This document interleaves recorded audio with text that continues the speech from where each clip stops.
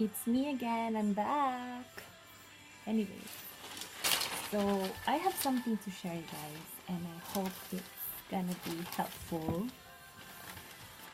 Um, shall we start? Okay, so I have here some uh, pages from the newspaper. Ayan.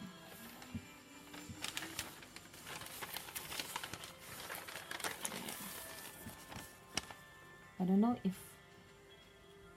tama ba ang basta mga ganyan.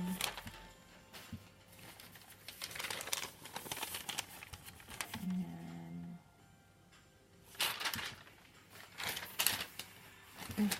Bakit crossword puzzle ba isa? Oh. So these are just some of the headlines or some of the news articles here. But the thing is, that's why I wanted to show them to you, is because the world is quite scary. Don't you agree? Meron pala akong background music. Anyways, so yeah. So the world is scary. Headlines of people killing each other, stabbing strangers, or people for gang fame, bullying that leads others to suicidal acts, and many more cover the news every day. I don't even I think na there's not a day wherein walang news of crime. Every day there is always crime. Every day there is always danger that we see on the news, in the news. Tapos, like dito, very, uso yung gangs, yung gang wars. So, they have this thing wherein if you stab someone, you get points. Your gang gets points. Kung the more na marami kang nasa-stab na people, the more yung points ninyo. Ganyan good. So anyways, so diba, sometimes the world seems so overwhelming for us, so unsafe. And sometimes, I don't know if is it because of my age or something. Pero I've thought various times, what if magkaanak ako? What if I bear a child? Will he or she be safe? How do I raise up a child in a world full of dangers, in a world full of negativities? Or let's think in let's think in a younger mode. With so many bad stuff in the world, crime, bullying, body shame, social media, peer pressure, how could I influence someone? How could I make a change? I mean, as cliche as it may sound, like how do I make a change in this world when I'm just me, you know? So we think ganito. It's just me. I'm just a simple lady. I'm just a simple boy. I'm just a simple man, woman, living an ordinary life.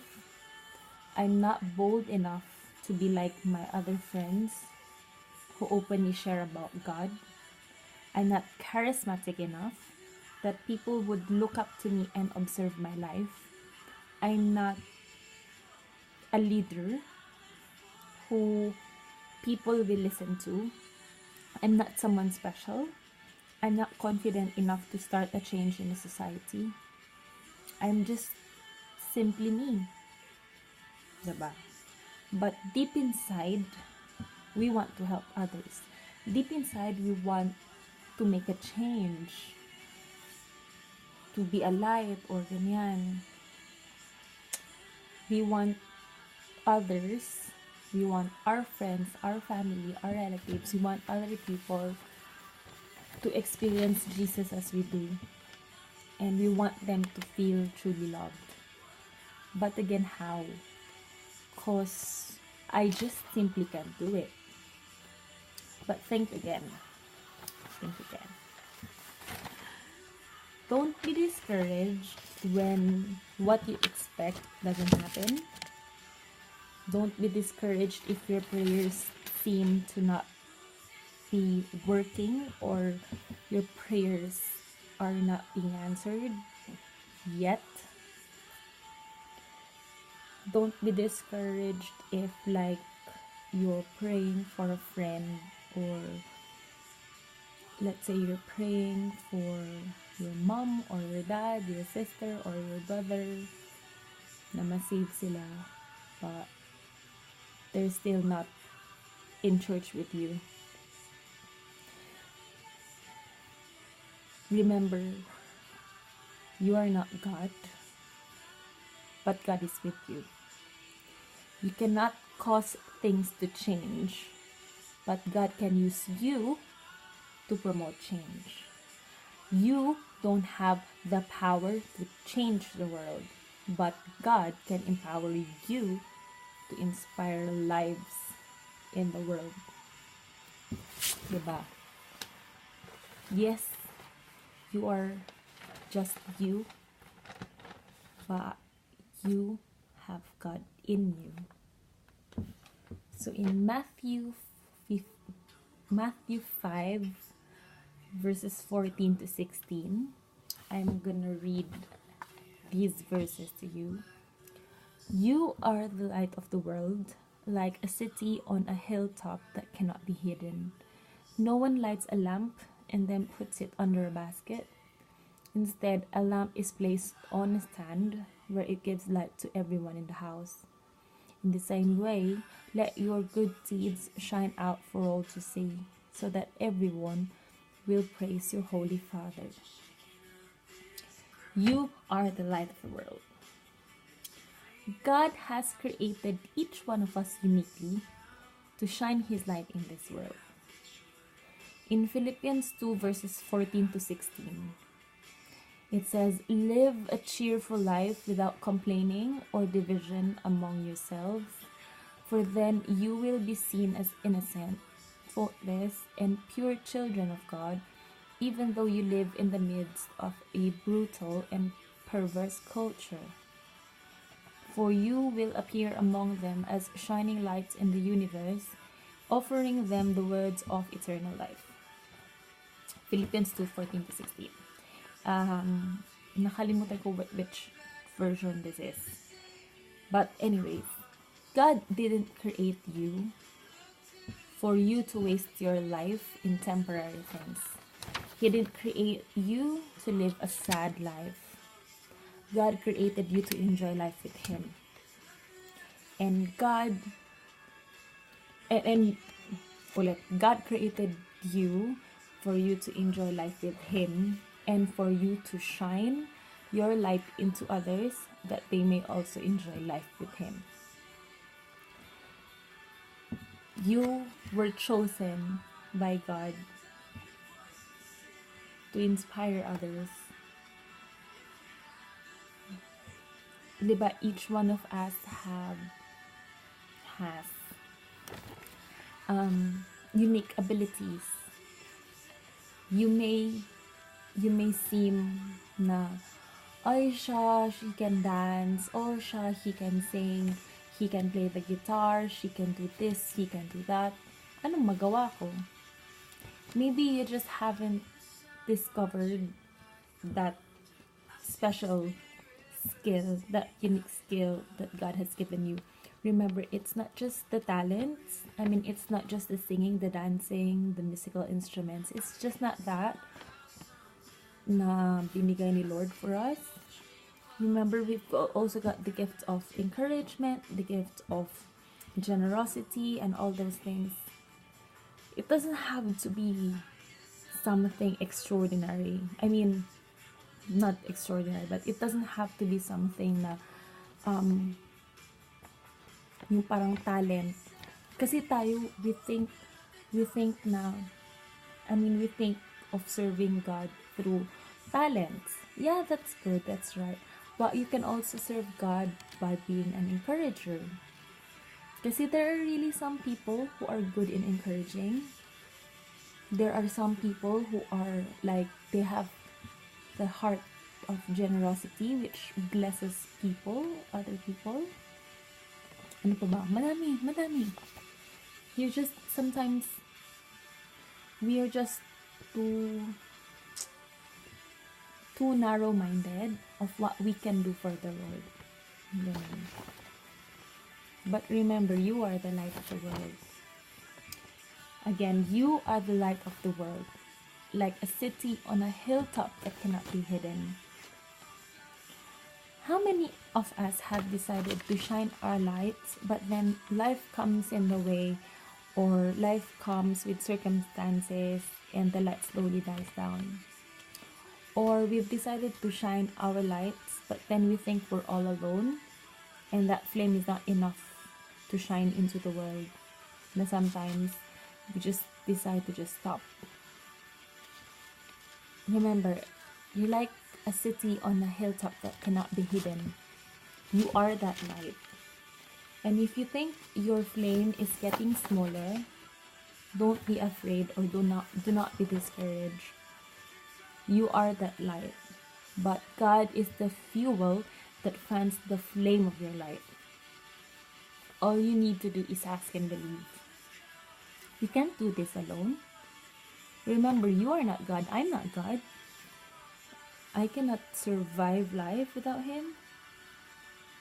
How much more being a light into the world without Him? Remember, you're not alone. There are times that we are shedding light to this, like to a particular person, na you are so much focused on that person, but you don't know that there are also other people who can see your light. I mean, people na, what I mean is that you're sometimes, kasi diba, may mga services wherein the pastor tells us to pray for a person, think of a person that you would like to reach out, that you would like to influence, ganyan, that you would like to share God with. Sometimes you are too focused on that person, we forget that there are still other people outside the box.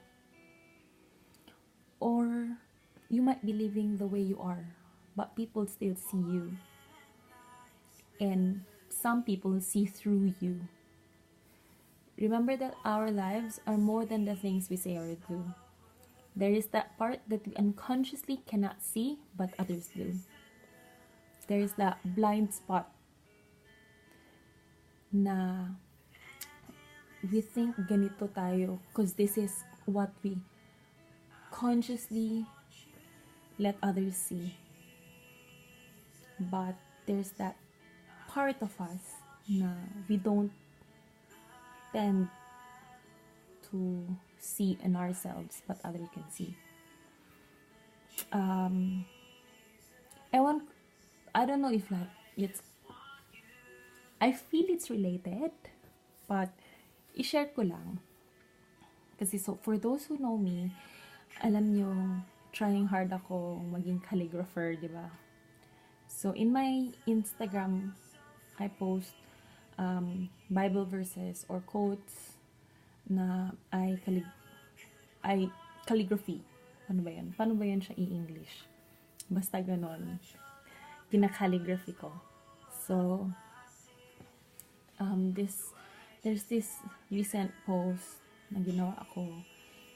So, I posted this verse in Psalms about being led to God, ganyan. And then, may nag-comment na, thank you for posting it. So, for me, pinost ko lang yun. Kasi nga, wala, calligraphy ko, parang ganun. Part siya ng IG feed. Charot. Chisera. Ambisyosa.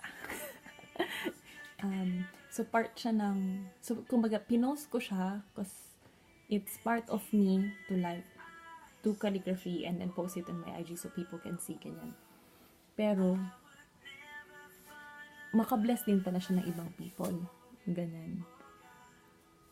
Or, like, may mga people tayo na we see them, we know their lives, and we get blessed by just seeing how much they've grown or how much they've matured, yung ganyan, na parang, na mabless ka lang, makita mo sila, cause you know what they've been through. Yun nga. So yun, you're like a city on a hilltop that cannot be hidden. You, third, I'm on the third na. You are the light of the world. Wait lang, yung copy ko. You are the light of the world. No one lights a lamp and then puts it under a basket. Instead, a lamp is placed on a stand where it gives light to everyone in the house.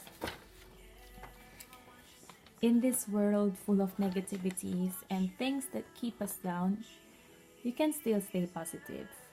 Why? Because you have hope. You have God. You know that God is still there despite the situations or the environment that you're in. Example. So, sa duty ko, sa mga kasama ko, meron akong kasama na every time I say, good morning, ganyan, she would always tell me, oh, what's good in the morning, Jillian? Or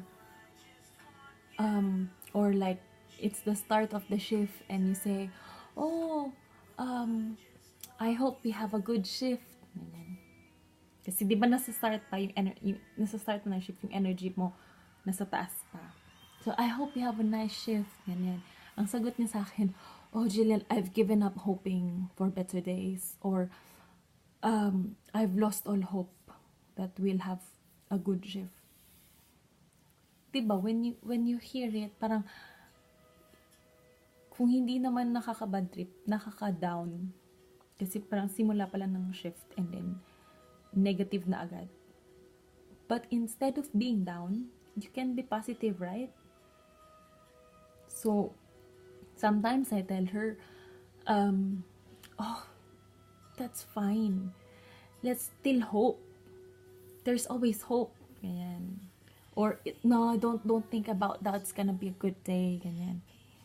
So, be the joy, be the light, be the one who's positive, because you know that there are greater things in life because God is with you. Be the joy, be the light, to keep things also light. Gets nyo? Kumbaga, you shine to keep things light, not heavy. Ganyan. So smile, encourage. It helps you survive the day, actually. Yeah. So, mapansin mo yan, there was also this time na, grabe, sobrang busy namin. Like, sobrang busy namin. And, yung mga kasama ko timing mga Pinoy. Basta may dalawa akong kasamang Pinoy na nag-shift during that time. Tapos, kaming tatlo, pareho kaming busy lahat. Tinatawanan na lang namin. Ganyan nga. Parang, I can see the other one doing this, she sees me doing this, ganyan, tapos magtagpo kami, and then we just laugh about it. And then one of the doctors said, what's to laugh about? We're so busy. Well, there's nothing we can do. We'll just have to smile and then get through the day. Innit?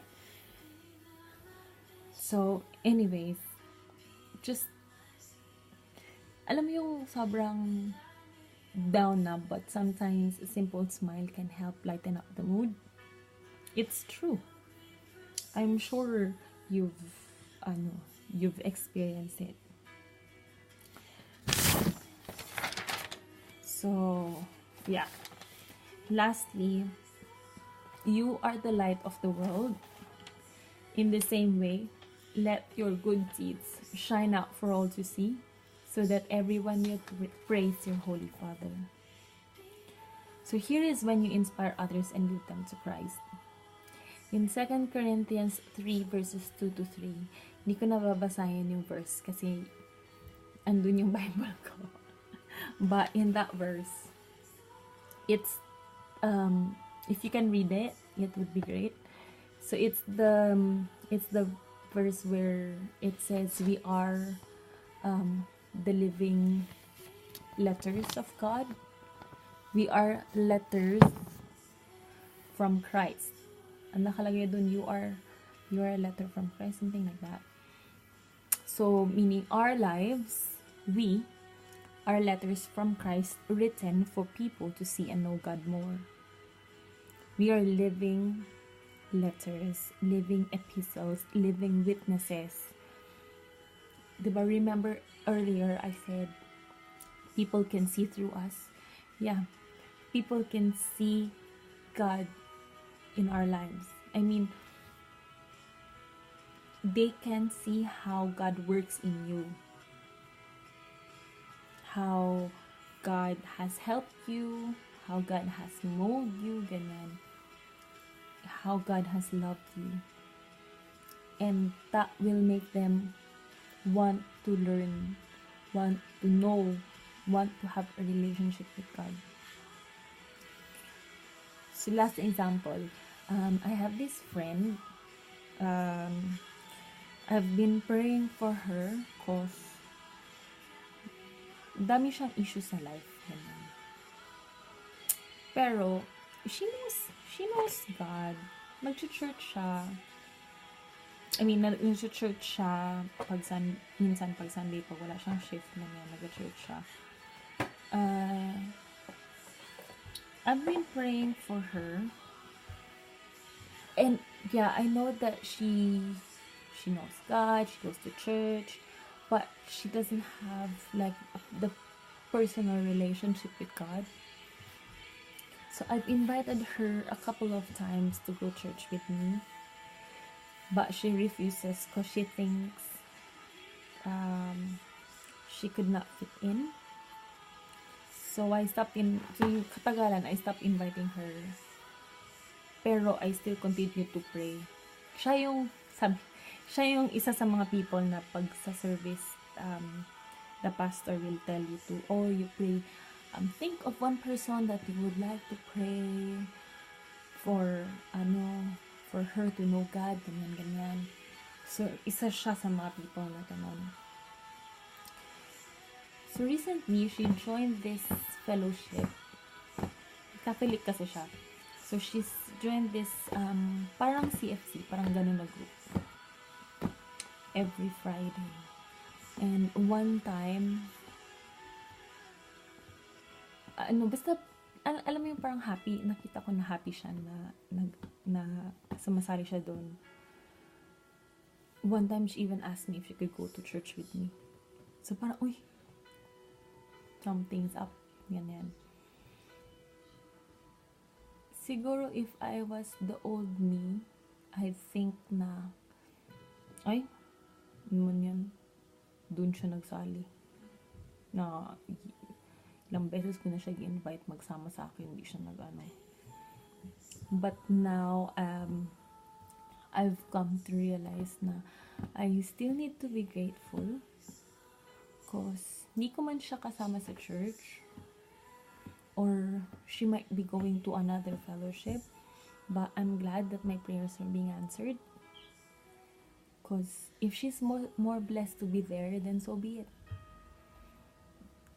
God doesn't tell us, the Bible didn't tell us na ito lang yung church na pwede mong simbahan. Yung ganyan.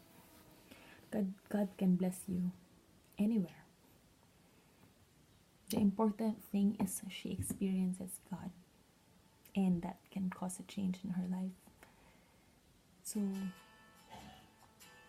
and apart from that, isa siya sa mga friends ko na she always, every time she's drunk, she always tells people, this is my friend. She's very good. Grabe yung niya kay Lord. Wala hindi ko kaya, yung parang term niya? Hindi niya, basta thankful siya na friend niya ako. Ganun, something like that. I'm not bragging or anything. I'm just saying that your life can be a blessing to other people. And that can, even if hindi mo man sila kasama in church or whatever, your life can be that witness to them. Tama ba yun? Your life can be that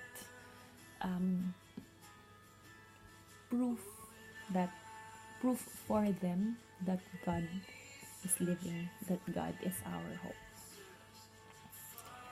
So, I want you guys to imagine, try closing your eyes.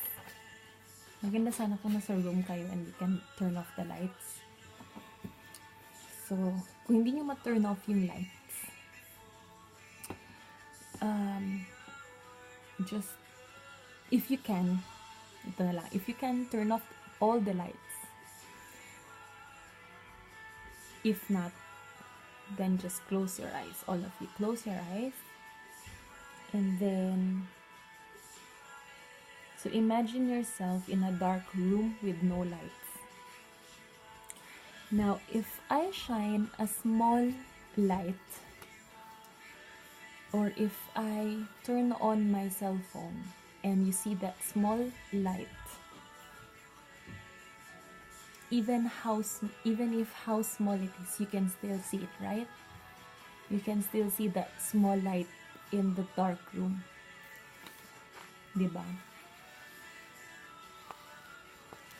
If someone adds light to my light, or kung taasan ko yung brightness nung light ko sa cellphone, mas nakakakita kayo, diba?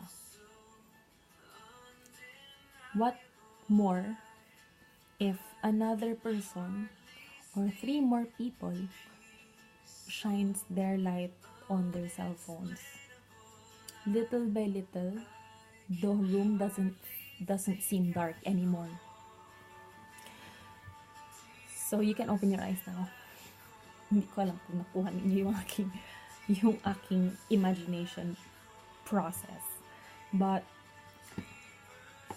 when you imagine that you were in a dark room with no lights, it's like the world, which is full of darkness. If you shine your light, people will see your small light. No matter how small it is, they'll see it because it's gonna shine a bit bright in that dark world. Now, God is your fuel that can make your light shine brighter.